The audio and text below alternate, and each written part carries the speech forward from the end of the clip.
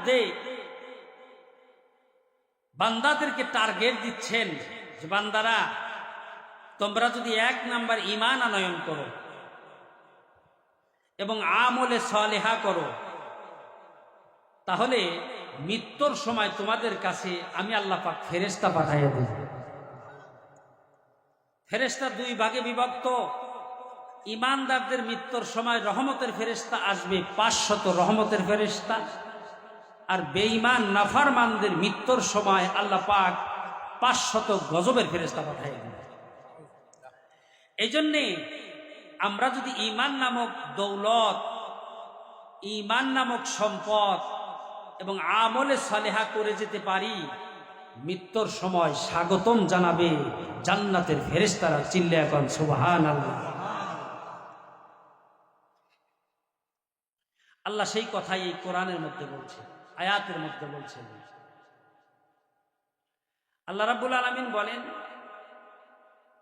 ইন্নাল্লাযীনা ক্বালু রাব্বুনাল্লাহ, যারা বলে আমার রব আল্লাহ। আমাদের রব কে? আল্লাহ। সুম্মা ইসতাকামু তাতানাজ্জালু আলাইহিমুল মালাইকা।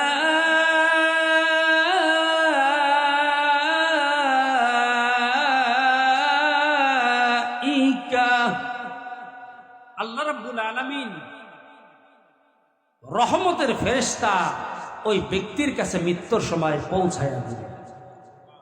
কত?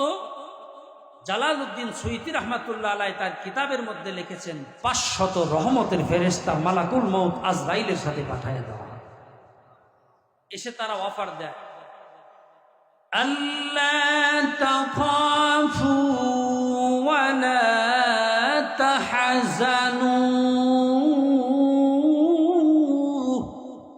হে আল্লাহর বান্দা, তোমার কোনো চিন্তা নাই, তোমার কোনো ভয় নাই। এখানে বুঝার কিছু আছে। চিন্তা আর ভয়, চিন্তাটা দুনিয়ার চিন্তা আর ভয়টা সামনের জগতের ভয়। যেমন ছেলে বড় হয়ে গেছে, মেয়েটা বিয়ার বয়স হয়ে গেছে, বিয়া না দিয়ে আমি চলে যাচ্ছি, আমাকে মালাকুল মউত নিতে আসছে, এই যে পিছনের একটা চিন্তা, দুনিয়ার চিন্তা,